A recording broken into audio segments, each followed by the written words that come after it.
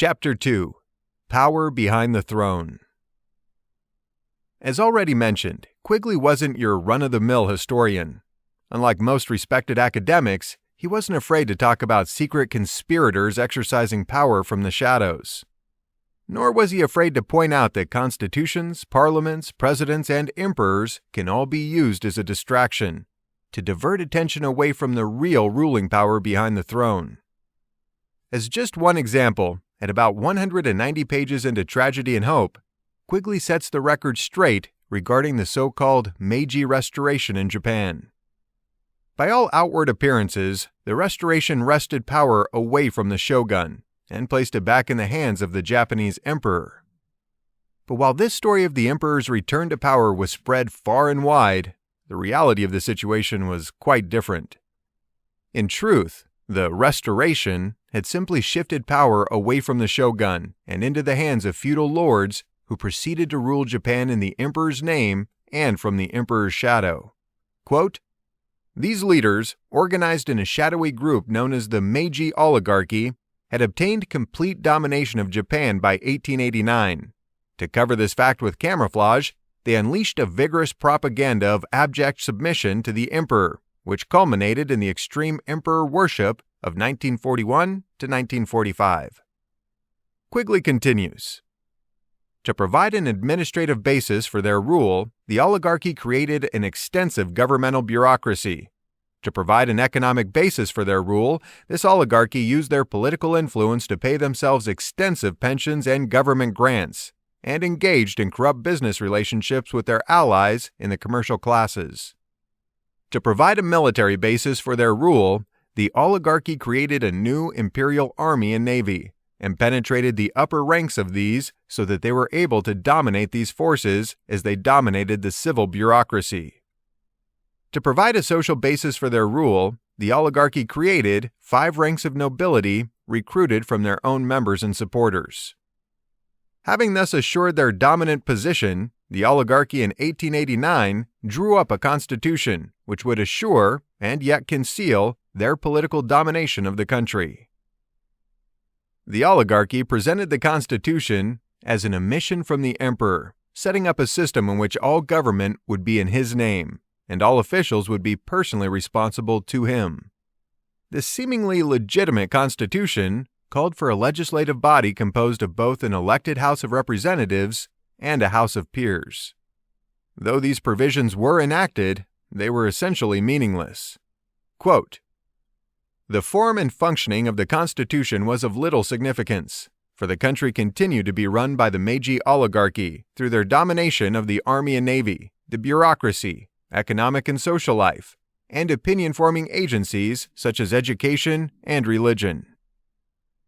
Like all ruling classes, the Meiji maintained control by indoctrinating the masses in an ideology that served the oligarchs' interests. Specifically, they propagated the Shinto ideology, which called for subordination to the emperor.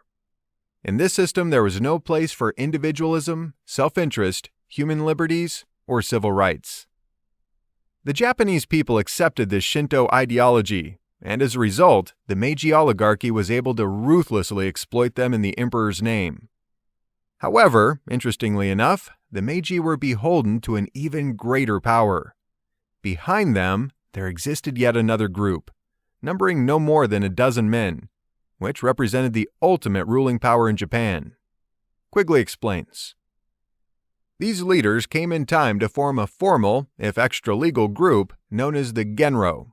Of this group, Robert Reischauer wrote in 1938, 'It is these men who have been the real power behind the throne. It became customary for their opinion to be asked, and, more important still, to be followed in all matters of great significance to the welfare of the state. No premier was ever appointed except from the recommendation of these men who became known as the Genro. Until 1922, no important domestic legislation, no important foreign treaty escaped their perusal and sanction before it was signed by the emperor. These men, in their time, were the actual rulers of Japan." The nature of secret coercive power. There's a very logical reason why coercive power prefers secrecy and deception. If the goal is to exploit and dominate others, without suffering the natural consequences of doing so, then transparency and honesty are not an option. As such, the basic template of coercive power, often hidden, always deceptive, and exercised in the name of something other than itself, is common throughout history. If the name of God is beyond reproach, then intelligent rulers will exercise their power in the name of God. If invoking the name of democracy, or the state, or the emperor will empower them, they will act in the name of any of these. This is the unchanging characteristic of those who effectively rule the masses. They will say and do anything to establish a system that serves their interests. Stated another way, morality will never stop an individual or group that's willing to lie, steal, intimidate, imprison, torture, or kill in pursuit of their aims. Likewise, a piece of paper with words written on it, such as a constitution, and an easily manipulated democratic form of government will not stop them either. This latter point is particularly relevant today because the opinion-forming agencies have done everything in their power to convince us otherwise.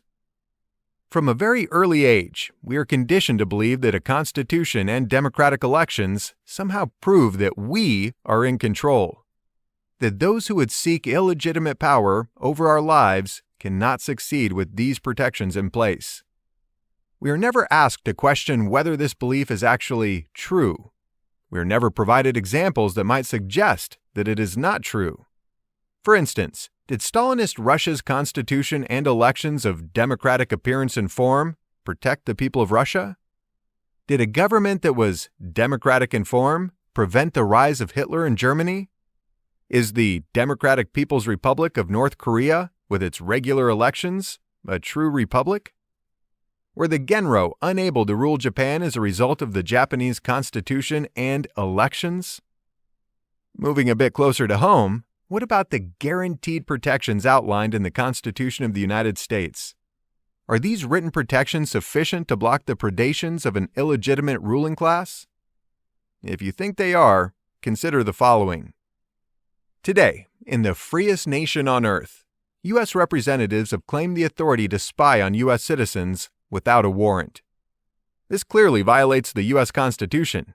They've claimed the authority to arrest citizens and hold them forever without charges, and without the right to challenge the legitimacy of their detention. This, too, violates the U.S. Constitution. They've even claimed the authority to kill U.S. citizens based on nothing more than an accusation. No judge, no jury, no public presentation of evidence, or requirement to prove guilt. This is an egregious violation of the individual protections outlined in the U.S. Constitution. Since U.S. citizens never granted their representatives the authority to violate these legal restrictions on government power, these powers must have been seized. Rulers seize power. Representatives do not. As noted in Chapter 1, Quigley referred to these rulers as the experts who will replace the democratic voter in control of the political system. Here's where arguments about the inevitable destruction of national sovereignty really take root. In the eyes of the experts, it's merely a matter of time before one superior group of rulers finally achieves what all prior rulers have attempted: sufficient power to compel obedience over all areas of the globe. Quigley explains the progression of global coercive power this way. The increasing offensive power of the Western weapon systems has made it possible to compel obedience over wider and wider areas, and over larger numbers of peoples. Accordingly, political organizations, such as the state, have become larger in size and fewer in numbers.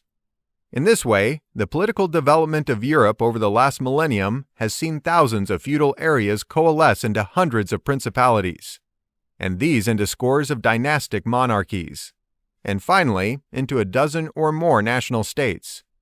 The national state, its size measured in hundreds of miles, was possible only because it could apply force over hundreds of miles. As the technology of weapons, transportation, communications, and propaganda continued to develop, it became possible to compel obedience over areas measured in thousands rather than hundreds of miles, and thus over distances greater than those occupied by existing linguistic and cultural groups. It thus became necessary to appeal for allegiance to the state on grounds wider than nationalism. This gave rise in the 1930s and 40s to the idea of continental blocks and the ideological state, replacing the national state. The consolidation that Quigley describes is more than a collection of historical facts. It captures the immutable nature of coercive power. Unchecked, rulers will always consolidate and centralize their control until there's nothing left for them to seize.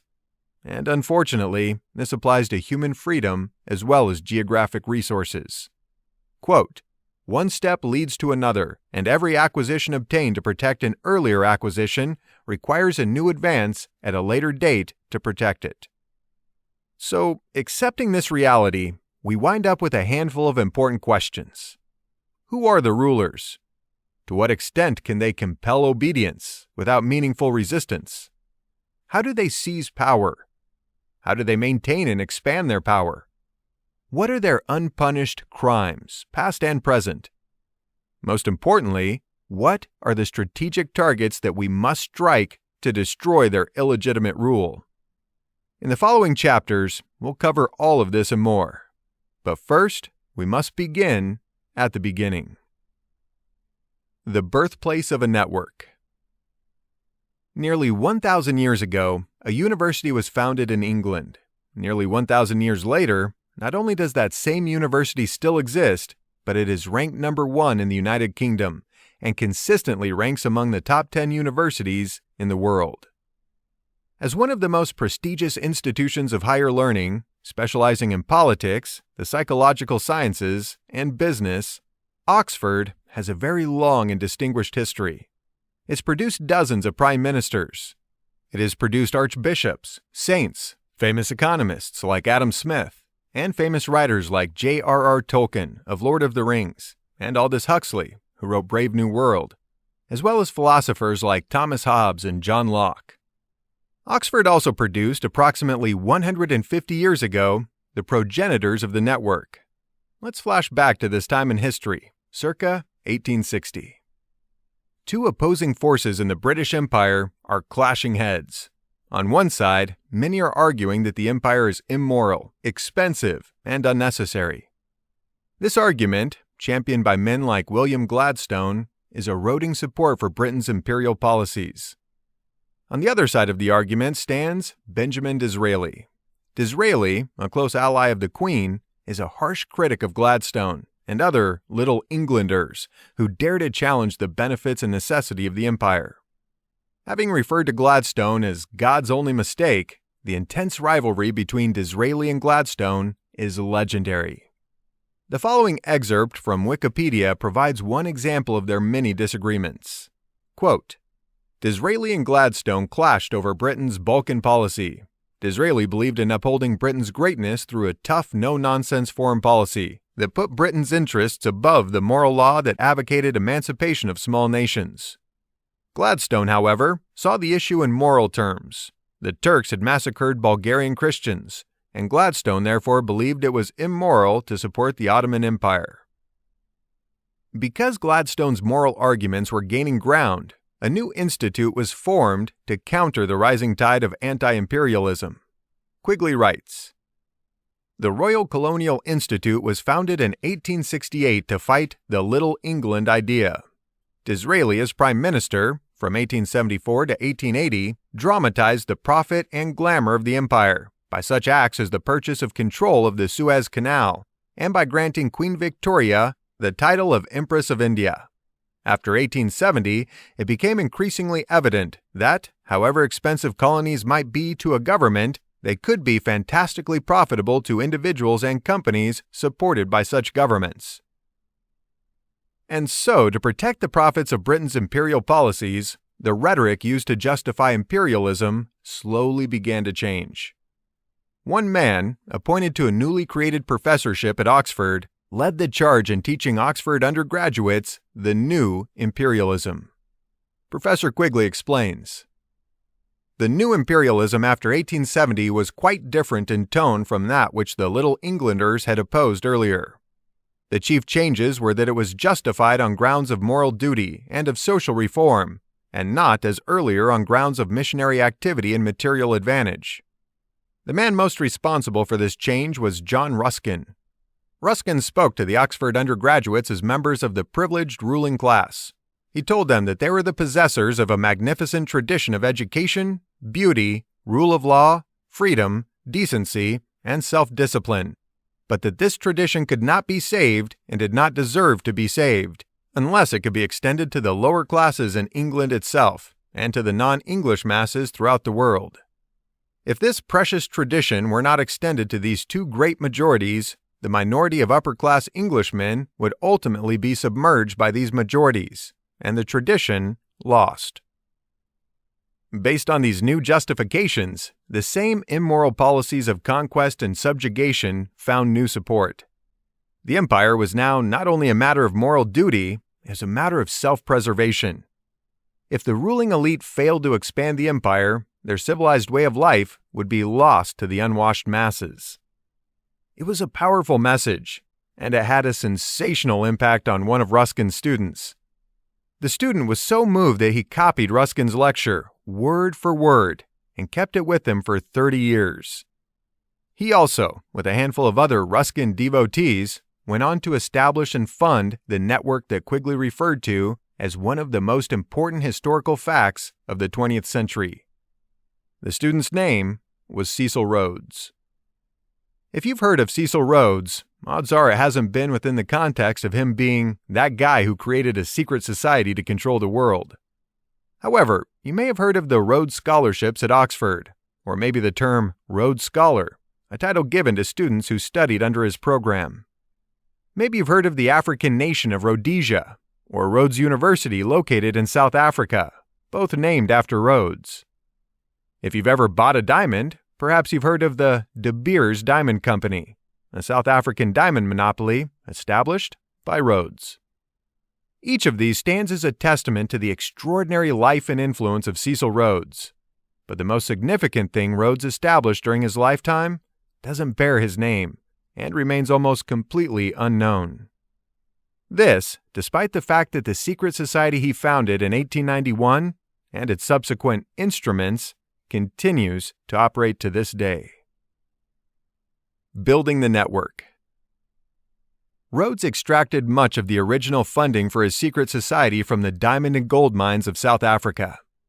After monopolizing these industries, the enormous wealth and influence that he secured enabled him to steadily increase the network's reach. Quigley explains. Rhodes feverishly exploited the diamond and gold fields of South Africa, rose to be Prime Minister of the Cape Colony from 1890 to 1896, contributed money to political parties, controlled parliamentary seats both in England and in South Africa, and sought to win a strip of British territory across Africa from the Cape of Good Hope to Egypt. Not surprisingly, Rhodes didn't feel any moral conflict about his imperial desires or the methods that he used to attain them. He viewed himself as superior to those he intended to subjugate.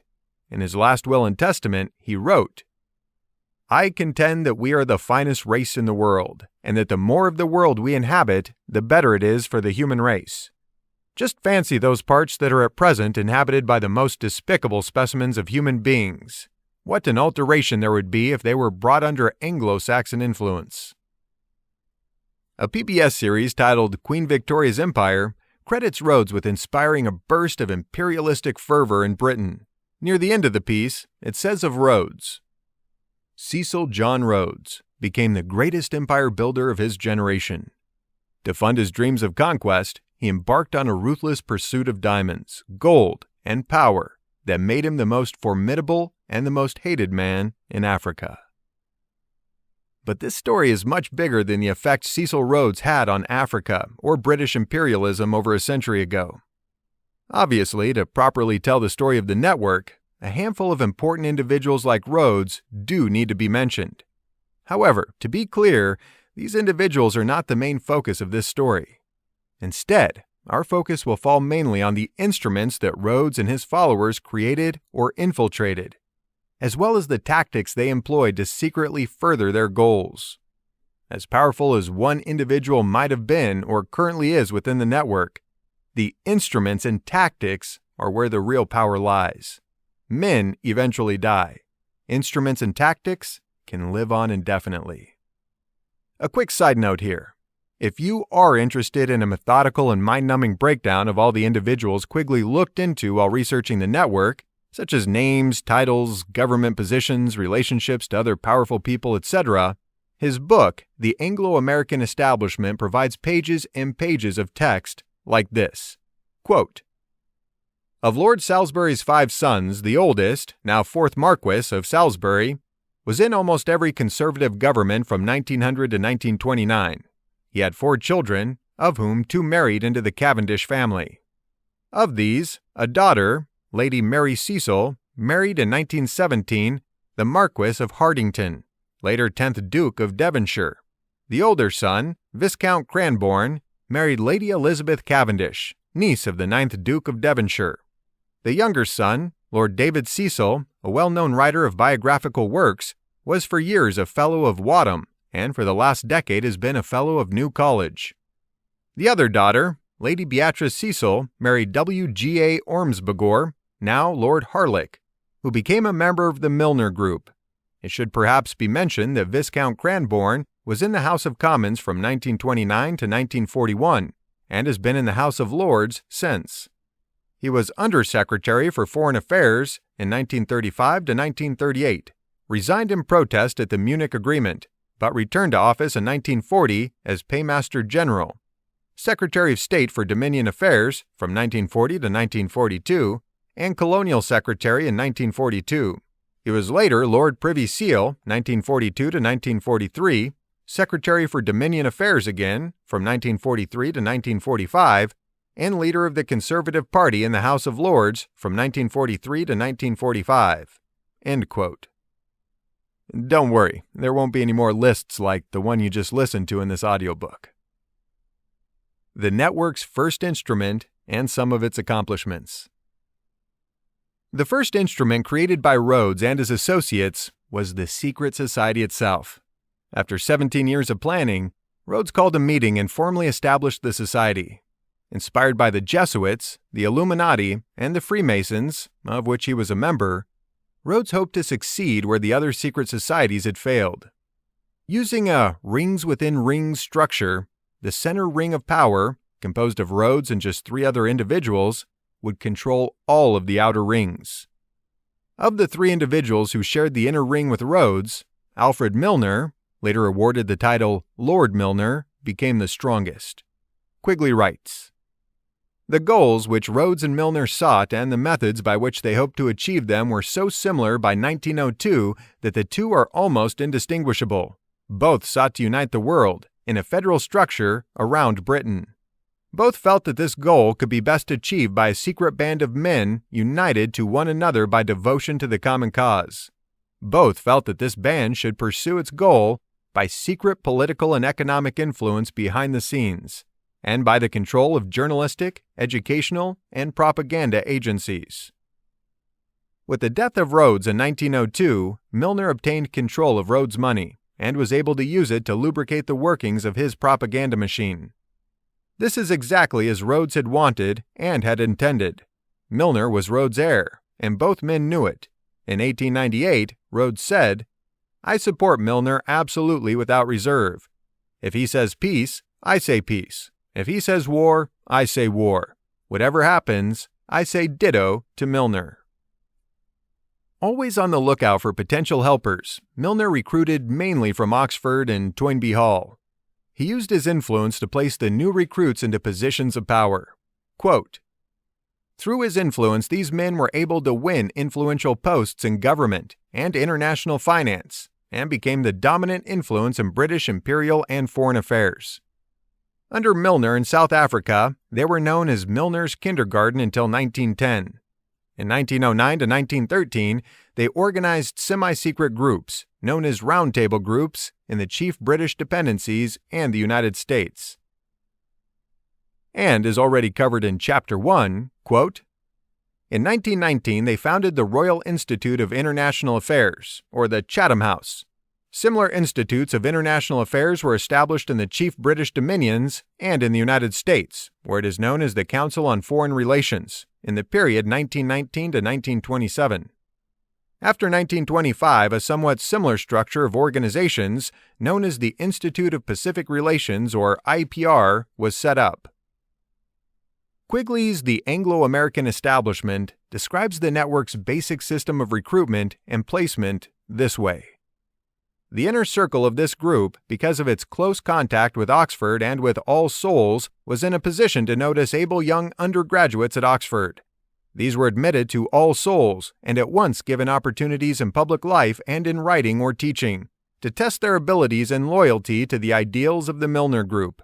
If they passed both of these tests, they were gradually admitted to the Milner Group's great fiefs such as the Royal Institute of International Affairs, the Times, the Round Table, or, on the larger scene, to the ranks of the Foreign or Colonial Offices. This system proved to be very effective. It allowed the growing network to remain hidden, while its founders exercised a level of control that can hardly be exaggerated. As proof, Quigley provides a partial list of the group's so-called accomplishments. Among them, the Second Boer War from 1899 to 1902, the partitioning of Ireland, Palestine, and India, formation and management of the League of Nations, British appeasement policy, which was actually an empowerment policy of Hitler, control of the Times, Oxford, and those who write the history of British imperial and foreign policy. Quigley goes on to say, it would be expected that a group which could number among its achievements such accomplishments as these would be a familiar subject of discussion among students of history. In this case, the expectation is not realized. Something else that's not realized when dispassionately rattling off a list of accomplishments like I just rattled off is the true gravity and life-altering impact of those events. To provide a little perspective, we'll briefly cover one of the aforementioned accomplishments here. They say a picture is worth 1,000 words, so browse to the online version of this book, Chapter 2, to view just one of the thousands of children, including Lizzie Van Zyl, who starved to death in British concentration camps during the Second Boer War. The Second Boer War. Rhodes, as a member of the finest race in the world, needed money to fund his global domination project. To obtain that money, he had no problem seizing valuable resources from the, quote, despicable specimens of human beings that it rightfully belonged to. As such, he used his dominant influence over British imperial policy, the ability to direct British military force against the Boers in South Africa. It should be noted that his first attempt to grab Boer land and resources, a conspiracy known as the Jameson Raid, failed miserably. And though he and his network had clearly directed the conspiracy, and though the leaders he selected to overthrow the Boer government were caught in the act, the consequences of the attempted coup weren't sufficient to prevent a more ambitious conspiracy, the Second Boer War, that followed a few years later. A quick side note, Cecil's brother Frank Rhodes was among the leaders who were captured and tried by the Boer government for the Jameson Raid. If there are any doubts about the benefits of being connected to the ruling class, this Wikipedia excerpt should settle the issue. For conspiring with Dr. Jameson, members of the Reform Committee were tried in the Transvaal courts and found guilty of high treason. The 4 leaders were sentenced to death by hanging, but this sentence was next day commuted to 15 years imprisonment, and in June 1896, 6 months later, the other members of the committee were released on payment of £2,000 each in fines, all of which were paid by Cecil Rhodes. Jan C. Smuts wrote in 1906, the Jameson Raid was the real declaration of war, and that is so in spite of the 4 years of truce that followed. The aggressors consolidated their alliance. The defenders, on the other hand, silently and grimly prepared for the inevitable. In the years following the failed Jameson Raid, the network began agitating for British annexation of the Boer republics. After a sufficient British military buildup and failed negotiations, the inevitable finally came. Paul Kruger, known as the face of Boer resistance, saw that war was unavoidable and issued a final ultimatum to the British, demanding that they withdraw all troops from the borders of the Transvaal Republic and the Orange Free State within 48 hours. If the British refused, the two republics would declare war. Continuing from Wikipedia. Outrage and laughter were the main responses. The editor of the Times laughed out loud when he read it, saying, "An official document is seldom amusing and useful, yet this was both." The Times denounced the ultimatum as an extravagant farce. The Globe denounced this trumpery little state. Most editorials were similar to the Daily Telegraph, which declared, "Of course there can only be one answer to this grotesque challenge. Kruger has asked for war, and war he must have." And war they did have, with all of the injustice and brutality that one should expect: theft, subjugation, suffering, and murder. Though the network and its supporters expected a fast and easy victory over the trumpery little states that dared to challenge the British Empire, such was not the case. The Boers were skilled hunters and competent fighters. As weeks turned into months and months turned into years, the Boers, determined to regain the independence of their own territory, drove the British to employ a scorched earth policy. As British troops swept the countryside, they systematically destroyed crops, burned homesteads and farms, poisoned wells, and interned Boer and African women, children, and workers in concentration camps. The Boer War concentration camp system was the first time that a whole nation had been systematically targeted, and the first in which some whole regions had been depopulated. Although most black Africans were not considered by the British to be hostile, many tens of thousands were also forcibly removed from Boer areas and also placed in concentration camps. Ultimately, the concentration camp system proved more deadly than the battlefield. By war's end, nearly 50% of all Boer children under 16 years of age had died of starvation, disease, and exposure in the concentration camps.